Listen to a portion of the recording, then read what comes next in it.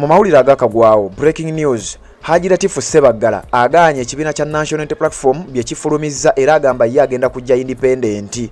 Ono ku kifo ekya meya owa Kawempe division Latif Ssebaggala kadi teyagifunye era kadi bagiwadde opponent we. Latif Ssebaggala n'akuba emmeeza era ategeezezza nga asinziira Mekka gy'abadde yagenze ku nsonga za hijja era bwe twogerera alangiridde nga bw'agenda okujja independent. Kakati nga sinagenda eyo ngenda kuwa ne ku byafaayo bye nkubuulire lwaki Haji Latif Ssebaggala bamumye kadi era bino oyinza okuba nga tokyabijjukira naye ngenda bikugamba. Kakati mawulire amalala era agakagwawo. Finally, list ey'abakansala ba meya n'emitendera emirala mu district ye Wakiso etandise okubanga efulumizibwa era wenkoledde akatambi kano njagadde nsooke bano bomba kuwe baveewo. Ebitundu ebimu tebinnafulumizibwa nga bwe nakugambye nti ekibiina kya NUP ku mulundi guno kifulumiza oba kifunye ba candidates kumpi mu buli district y'eggwanga erya Uganda. So omulimu gukyali munene nnyo era tosuubira kubeera nti bijja kwanguwa bwe bityo. Wabula bagenda bafulumyako kati wenkoledde akatambi kano nga ku district ye Wakiso twakafunako ebitundu bitono. Tufunye Entebbe municipality ba councillors ba meya n'abalala ngenda bakuwa.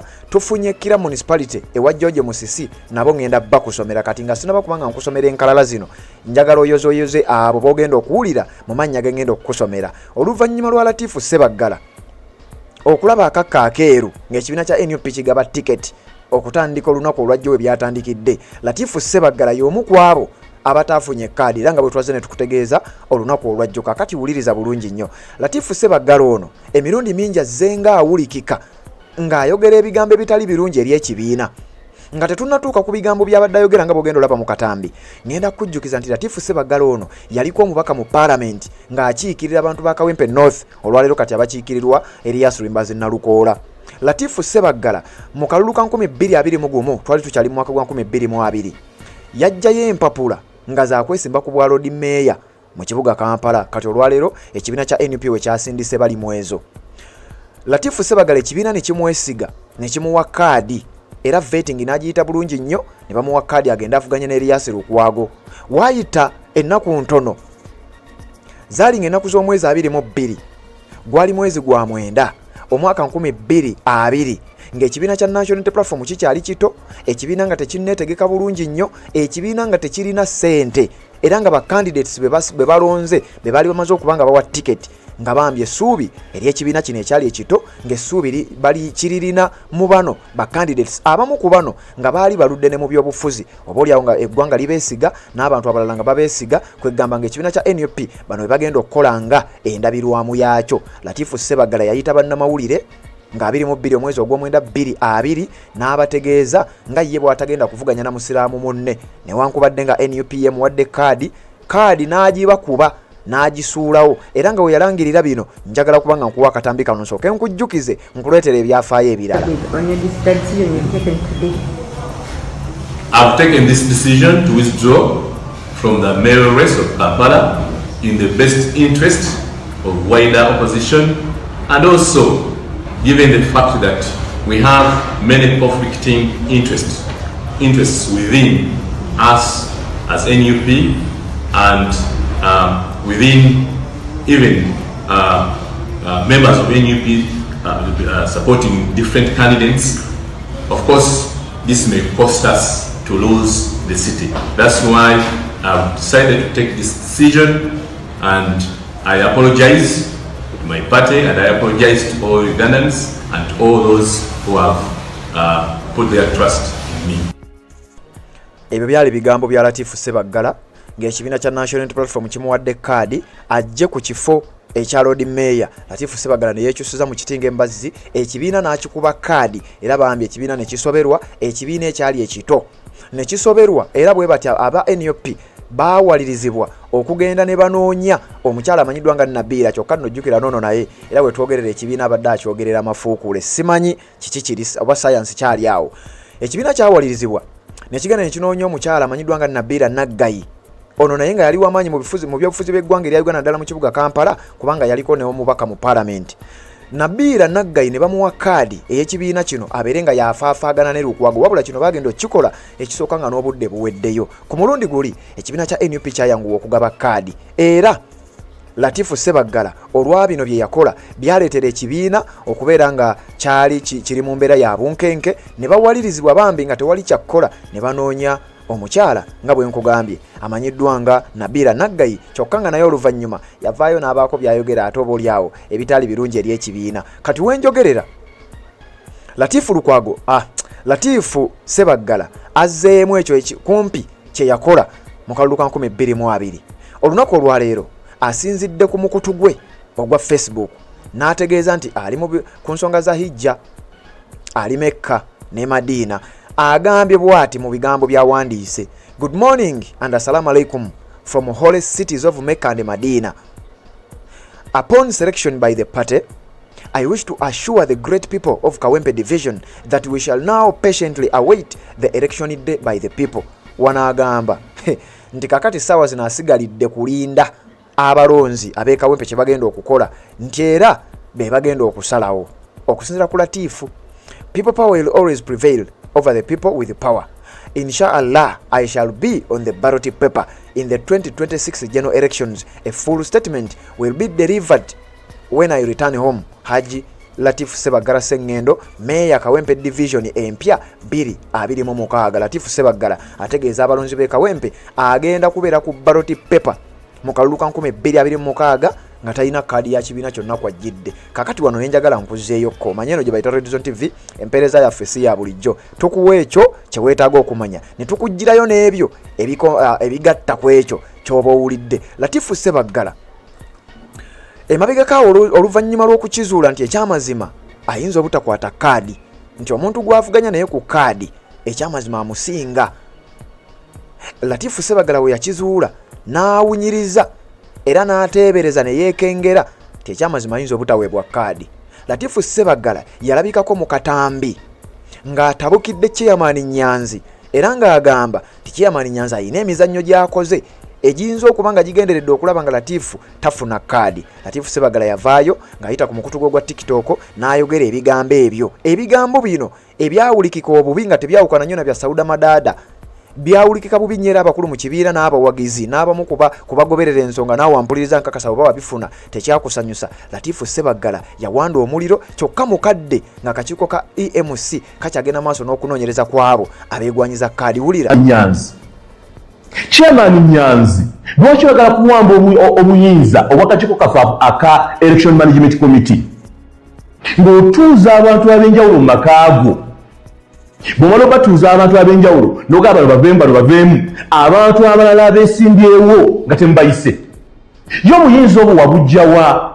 Kubanga Chairman Nyanzi oli candidate mu Kawempe South, naye kati olwaleero weefudde nti gwe oyagala okusayirawo bannakawempe division ku bakansala ki balina okulonda, ku bameeya ki balina okulonda, ku babaka paalamenti ki balina okulonda.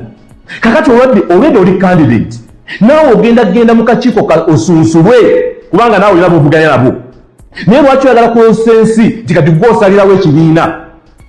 Obuyinza bwe wabujjawo bw'okutula mu makaago n'otandika okugamba nti bano baveemu nga totudde n'abo bennyini abeesimbyewo mufe ebyenjawulo. Twagala okulabula Chairman Nyanzi by'okola ne banno, omulimu Mukuuse Lunjogi, Mukuuse Mugoma, nga bwenna basatu muli ba candidate. Ogamba nti mugenda kutandika okutiisa bannakawempe, okutiisa abantu abalala bonna abeegwanyisa ebifo, nga mutandika okugyamu abantu nga temumaze na kukola nteekateeka yaffe emanyiddwa nga mu NUP. Tumanyi bulungi nnyo nti 40% eva ku kibiina okulaba biki ekibiina eby'enjawulo by'okoze. Mwagyewo obumanyirivu obwo ogamba nti kakati bale bakoledde ekibiina era bano bekisunsuddemu. 60% ya ground mwagyewo obuvunaanyizibwa obwo obugamba nti kakati ground eri ku 60% eri ku bana abantu be mwagala okutambula nabo. Lwaki mwagala okuteekawo embeera ey'abaana n'ebyana mu kibiina? Tetugenda kukkirizanga bannakawempe okugamba nti mu abantu abavuganya abeesimbyewo ate mwe mwagala okusalirawo abalala nga mwagala okutambula n'abo be mwagala. Njagala okutegeeza Bwana Nyanzi, oli candidate nawe olina kusunsula busunsulwa mu mbeera zonna. Tugenda n'amaanyi g'abantu, amaanyi g'abantu e Kawempe kye gaba gagamba. Ebyo byali bigambo bya Latif Ssebaggala eyeegwanyiza kadi ekibiina kya NUP ku kifo ekya Meya Kawempe division era gy'abadde ayita Kawempe empya. yali yakamala okwogera ebigambo ebyo nkugambye eno gye bayita Red Zone TV tukuweereza ekyo ky'otagenda kufuna wantu walala. Kakati wuliriza Latif Ssebaggala ng'agenda mu maaso n'okuba ng'agagganira mu nsonga z'ekibiina kya NUP n'abamu ku bannayuganda naddala bagoberera ensonga z'ekibiina kino era abamu ku balonzi naddala mu bitundu by'e Kawempe agenze maaso n'okuba ng'abamalamu amaanyi oluvannyuma lw'okubeera nti ne ku TV ezimu agenze ng'alabikirako nga n'ebigambo byayogera tebigatta. Waayita ennaku ntono nnyo oluvannyuma lw'ebigambo ebyo Latif Ssebaggala yalabikirako ku mukutu gw'amawulire ogwa Sanyuka TV. Waliwo show gye baali bamukyazizzaako era ng'eyamukyaza yali amanyiddwa nga Adamu Kungu. Yamubuuza ekibuuzo nti tukimanyi bulungi nnyo akakiiko ka EMC kagenda maaso n'okuba nga kakola vetting process ey'okulaba nga basunsula baani abagenda okukwatira ekibiina kino kaadi mu kalulu ka 2026 otugamba Kawempe empya naye singa weetaba mu nteekateeka z'ekibiina kino naye singa toweebwa kaadi Latif Ssebaggala ogenda kukola ki? Ekibuuzo kino omukulu kyamulema okwanukula n'atandika okupalappalanya nga kaali kabonero era abasinga obungi kwe baalabira ne bamanya ti omukulu ono ekyamazima ayinza okuba si mulambulukufu naye jjukira ngenda kukusomera listi ya Wakiso district eyabagabiddwa kaadi naye wuliriza ebigambo bya Latif we yali ku TV nga basinzira ku bino akakiiko byagenda okutunuulira Haji Latif owa Uganda Kawempe empya okay ekibiina kitakuwa bendera ojja kusiriko nti kyekyo kye mwazudde kyekyo zinga emikono ati kyegambi bwana no you as a person ngabwo omuntu njala nkutegeeze nti bwe mba njogera ku nsonga efaana bwe ndi ddoboozi ery'abantu bangi kivudde gamba nti mu mbeera zonna tosobola kukola process efaana bweti n'ogamba tiwajja kufunayo bantu oli ayinza okwesanga nga okwemulugunya kwe nga ddala gati kuli genuine kyeyabadde asuubira si kyekyo kyakoze kyafunye akati okwemulugunya kwe ate ojja kusangayo oli nga ddala kwekangabiriza ng'oba ekyo ekyavudde ekyo kikwataganyidde eddala n'ebiri ku ground akati $1 million question is erina okubeera nti ebeera very clear eri bamembers bonna ba NUP ti mu nteekateeka efaana bweti nti ffe ng'ab'ekibiina nga tumaze okulaba okusoomozebwa NRM kweyiseemu ne petitions ezigenda mu 400 n'akadde akaweddeyo tukoze tutya okulaba nga tuyamba ekibiina nti ffe nga bamembers abesimbyewo n'ekibiina kyennyini Electoral Management Committee okulaba nti ebinaavaayo biwa ekifaananyi ekituufu ekigenda okulemesa ekigenda okukendeeza ku kwemulugunya okugenza okuvaayo. So lwekyo nze wano kyensaba bannaffe bonna abesimbyewo abeegwanyisa ebifo ebyenjawulo nti tugenze mu process gye tugenzeemu nga tumanyi bulungi nnyo ti abatuzuganya wabweru bwa pate bangi. You've not answered my question. No. Byebimu ku bigambo sijja bimalayo naye nkakasa abasinga obungi mujjukira programu eyo abatagijjukira nja kukusaba genda ku mukutu ogwo gwa Sanyuka TV ojja kufuna show yonna nga bwe yali abamanyi ozinoonya ne muzifuna ndowooza mujja kuzifuna. Latif Ssebaggala baamubuuza ekibuuzo singa tebakuwa kaadi onakkiriza n'ojja emabega w'oyo anaabaweereddwa kaadi ng'amateeka g'ekibiina kya NUP we gagamba. Latif Ssebaggala yaddamu kugagana n'ananaagira ekibuuzo ne kimulema okuddamu. Kano kaali kabonero oba kyoyinza okuyita red flag eraga nti omukulu ono yandibanga si mutuufu ku bino nga kwogatta ebyemabega mu 2020 we yali olukwe mu kibiina kino n'asuulawo kaadi n'ebintu ebirala ebifaanana bwe bityo. Kati nga nkutwala ewakiso nyongera obbajjukiza nti nga 5 mwezi ogujja mazaalibwa gange omuweereza wammwe nze kennyini kamwakoogera ate nze kwolwo njana kubabuulira ngenda bbawa n'akayimba president ke yanyimbira nja kukabakubira wano kubanga eyo milestone y'amaanyi nnyo. Kakati njagala kukutwala Wakiso kaadi ey'ekibiina kya National Platform emaze okuba nga egabibwa mu bitundu eby'ewakiso era tutandiseeko n'ebitundu ebimu nga bwe nakugambye nti ebitundu bingi ebikyagenda maaso n'okubanga balinda kaadi y'ekibiina kya NUP era tosuubira nti bayinza okubimala amangu bwe gatyo. Kati nja kukusaba tubeere patient bw'oba ng'olina omuntu we eyeegwanyiza ekifo kyonna mu bitundu by'ewakiso wuliriza nnyo wano ate nja kukusaba genda mu comment section teekamu obubaka muyozeeyoze kubanga afunye kaadi egenda okumuyambako okulaba nga awangula wone bashuwa ddiiru nga sinabana kubanga nkusomera lisiti eno nyongera obbategeeza kino ngenda kikolako okunoonyereza era nkibaleetere ekitabangawo ku mulundi guno ekibiina kya NUP kirina ba candidates kumpi mu buli district ery'eggwanga lyonna ery'eggwanga lyonna erya Uganda okuva mu Western Uganda, Eastern Uganda, South, Central ne Northern Uganda n'eri mu Western Nile.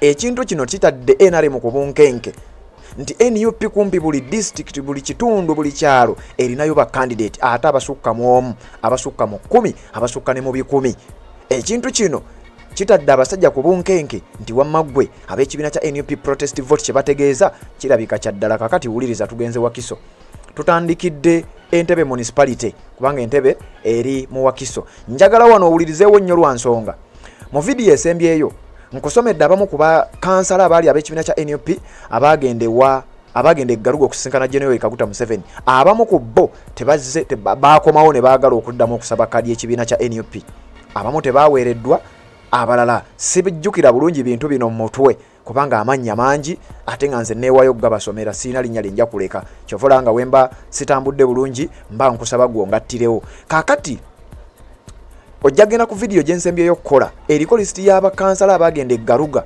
then okomparing ne lisiti eno eriko bakansala abaweereddwa tiketi simanyi oba mu bagenda eggaluga mulimu gwe bawadde tiketi awo simanyi naye kati kankusomere tuli Entebbe municipality ewambwa tekamu agenda ovaayo ng'ekibiina kya NUP kigenda musimbako omuntu gwe kigenda okuwa kadi gye bujjako era ogenda gafuna gwe weera ku mukutu guno oba tonaba kubanga osubscribinga kikole byonna ogenda kubanga obifuna Ssentebe owa district y'e Wakiso kadi bagiwadde Najja Nasifu mumumanyi bulungi nnyo Najja Nasifu ono abadde yatimba ebipande okwetolola Wakiso yonna era abadde avuganya ku kadi eno n'omukulu amanyiddwa nga Sempala Kigozi sajja lya Beene kakati Najja Nasifu yafunye kadi wuliriza district oba city direct councillor division A bagiwadde Lukwago John division A eyokubiri bagiwadde Anet division A omusajja Lukwago John division A omukazi bagiwadde Anet tumwebaze ya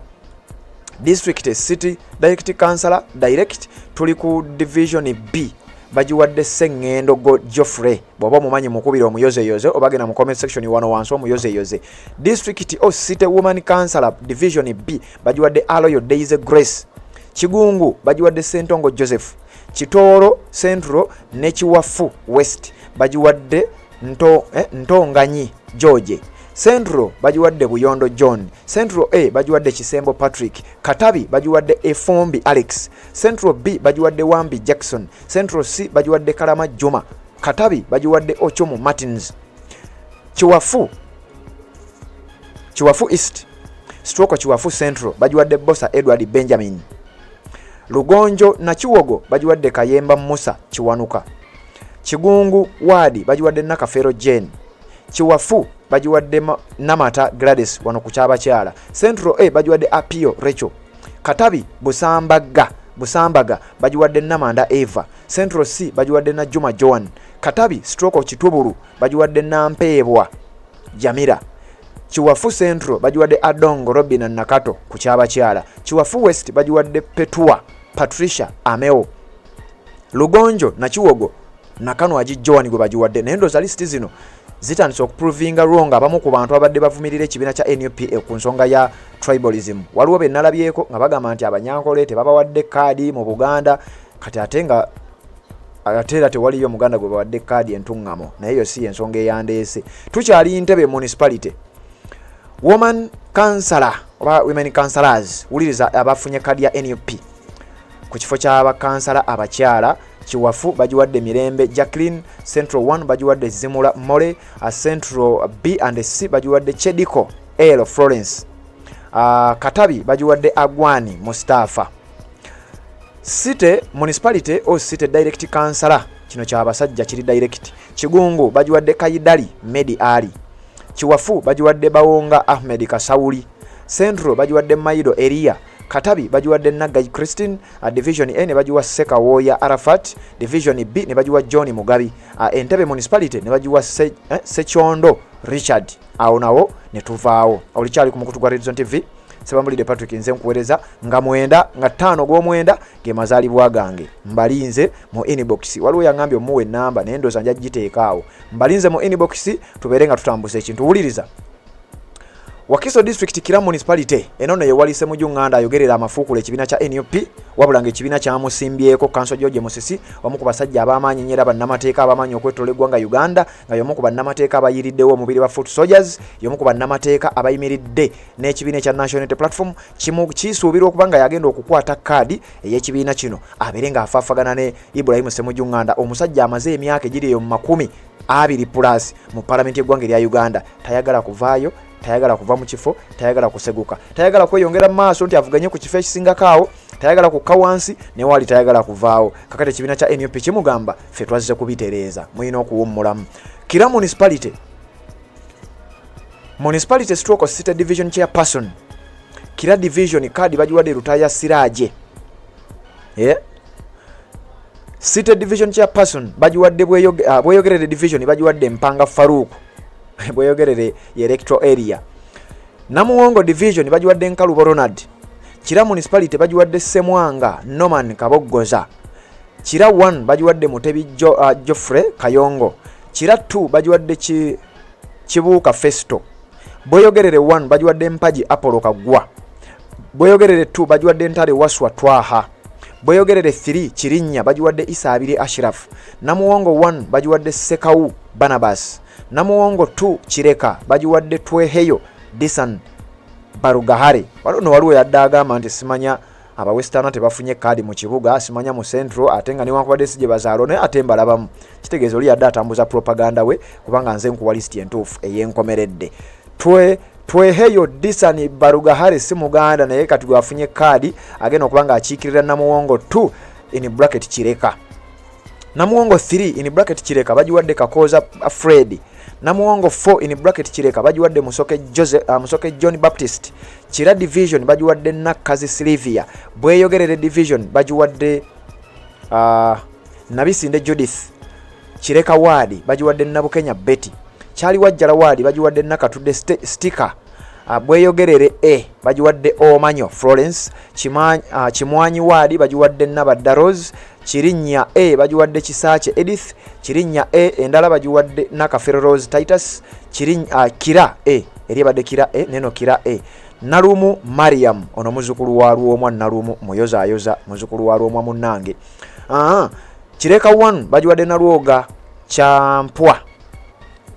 Champwa Mary bweyogerere B bagiwadde Namyenya Zaitun Kirinnya B bagiwadde Nakajimu Zaitun Kireka 2 bagiwadde Nansubuga Aisha tuli mu Kira municipality ewa Ibrahim Ssemujjunganda omusajja atayagala kuva ku ntebe kakati wuliriza lisiti ekyali nnene nnyo naye mbuliddwa yagulayo yadde olwendo lw'otuzzi neffe tujja baweereza tetujja bifaako nnyo ebyo katusimbule Uliza nebaza bajja mu comment section ku nkomerero ya video eno nzija nensoma comments zammwe era nga bwengero kikola mu lutambiro no teekayo obubaka bwo nga teweesika ne oteekayo obubaka 150 nja kubusoma tukyali bavubuka guno mulembe gwaffe gwakyagulanye tetuyina amaanyi agamala Sub County stroke Town stroke Municipal Division Direct Councillor Kimwanyi wadi bagiwadde Serunjoji Maka Mukibi Bukasa bagiwadde Sennono Kalidi Kira bagiwadde Sewankambo Ahmed Kirio Kamuli bagiwadde Wamala Ahmed Kireka 1 bagiwadde Bigongoro George Buyinja bagiwadde Mulindwa Bashir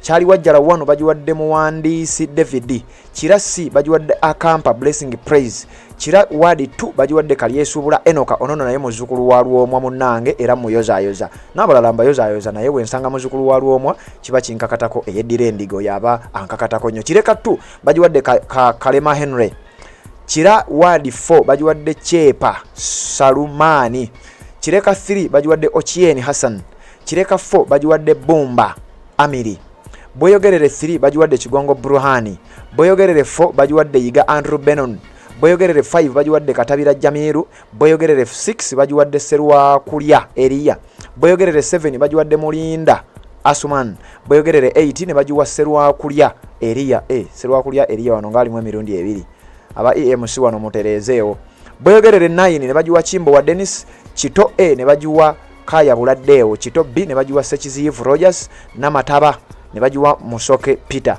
Kamuli B ne bagiwa Kato Peter ne Kamuli C ne bagiwa Tamale Hadadi Kikurukunyu bano n'abagenda eggaluga siwuliramu n'omu pozi nga neerabidde bwerabizi naye abantu abagenda eggaluga bandi bange ekibiina kibawanze okusinziira ku listi z'ensoma siwuliramu muntu w'eggaluga abasisinkana General Kaguta Museveni okujjako n'aba mwerabidde bwerabizi kyovula bannakugamba egenda mu comment section nteeraayo ensonga bw'obanga olina gw'owulidde nga twamusomye mu listi y'abagenda eggaluga enyinza okuba nze mwerabidde naye nga bano siwuliramu yagenda ggaluga kakati wulira tukyali mukira municipality ewa Council George Musisi Boyogerere 2 bajiwadde Mutumba Hassan Kamuli Lubaawo ne bajiwa Mubiru Ronald Sempiga Boyogerere 3 ne bajiwa Sempa Nelson Kasokoso ne bajiwa Dungu Thief Kireka A ne bajiwa Kabanda Ramadan Kireka B ne bajiwa Sekizivu Francis Kireka C ne bajiwa Bossa Shafik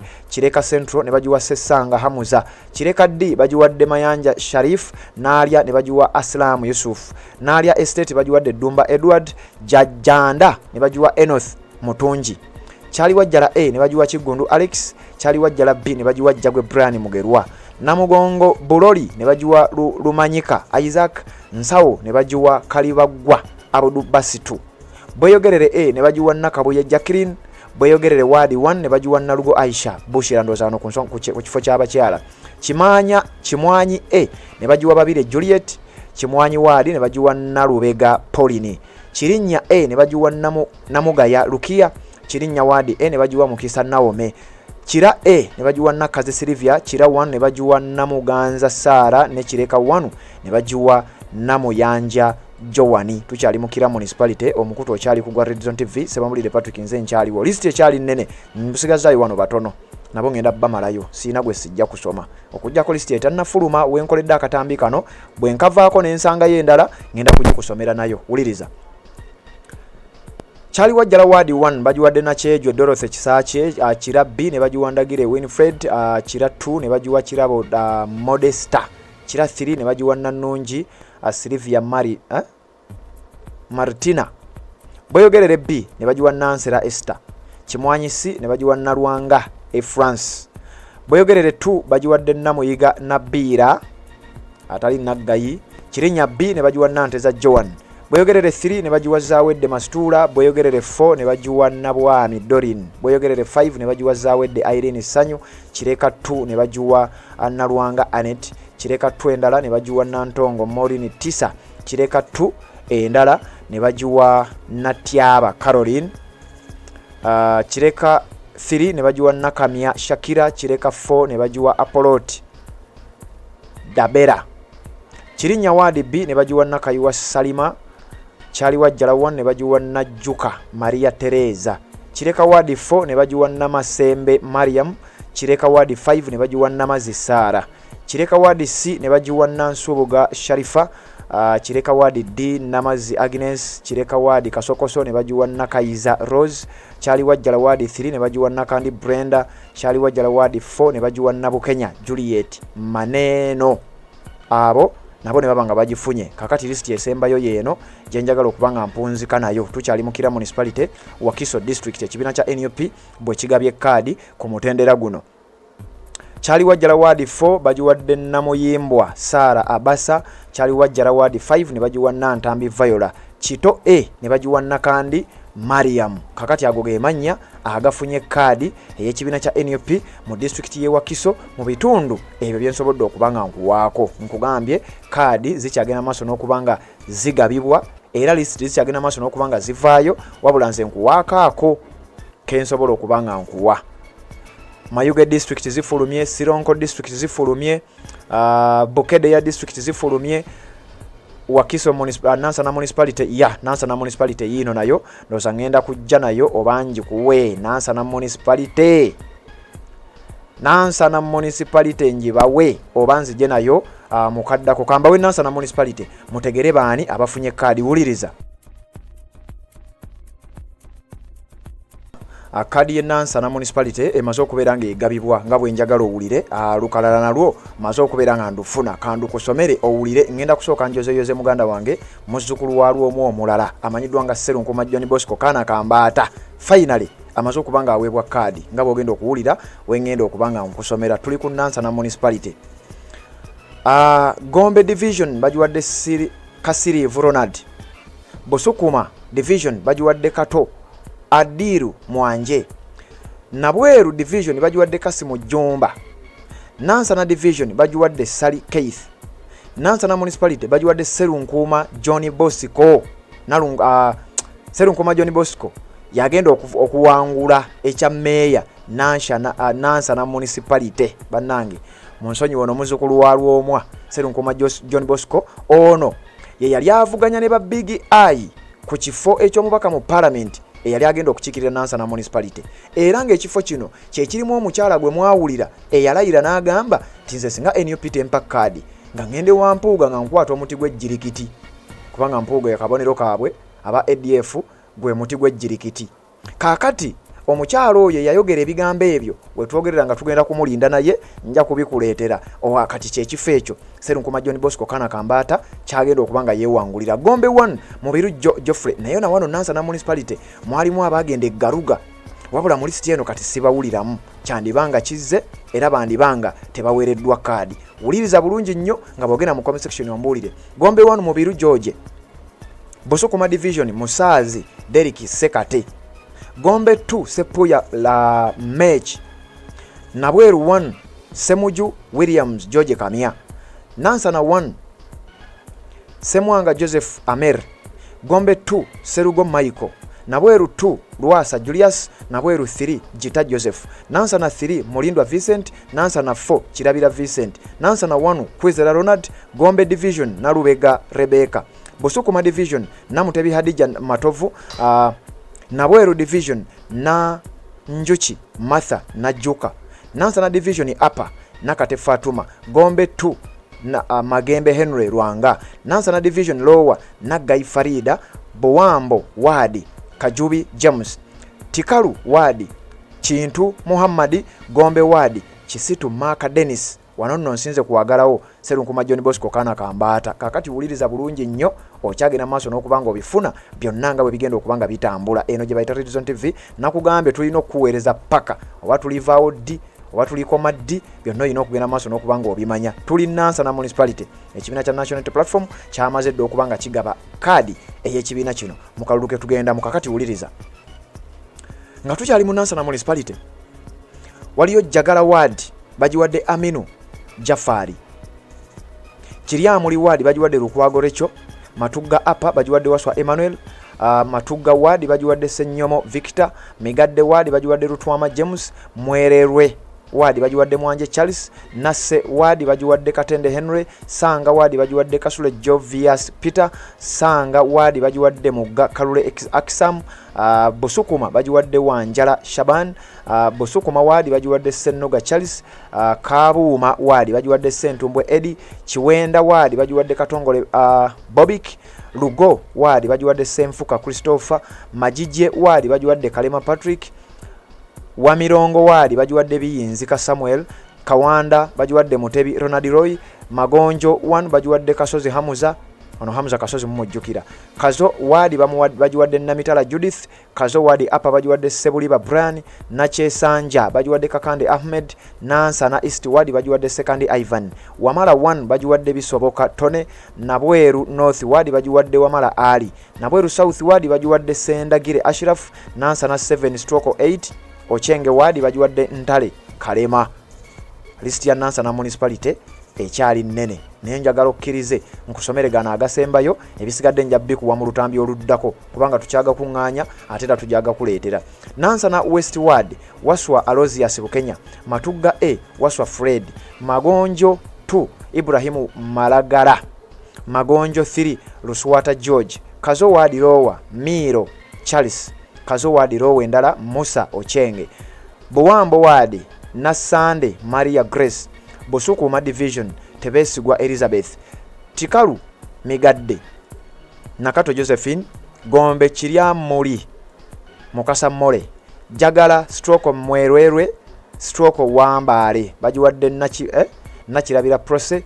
Matugga wadi bagiwadde Mbegeyedde Rosemary. Nasse stroke Sanga bagiwadde Nagayi Bena. Nasse stroke Sanga 2 bagiwadde Nakanjako Gladys Sharifa. Kabuuma stroke Lugo bagiwadde Bukirwa Irene. Kawanda bagiwadde Nakanwaji Farida. Maganjo bagiwadde Kasangaki Martha Amoti. Kazo wadi bagiwadde Namazzi Suzani. Nakyesanja bagiwadde Laira Nsubuga. Nansana East wadi bagiwadde Nakimuli Viola Mukasa. Wamala bagiwadde Namanda Mary Immaculate. Nabweru South wadi bagiwadde Nakabugo Nabira. Nansana 7/8 Ochengo wadi bagiwadde Nagayirita.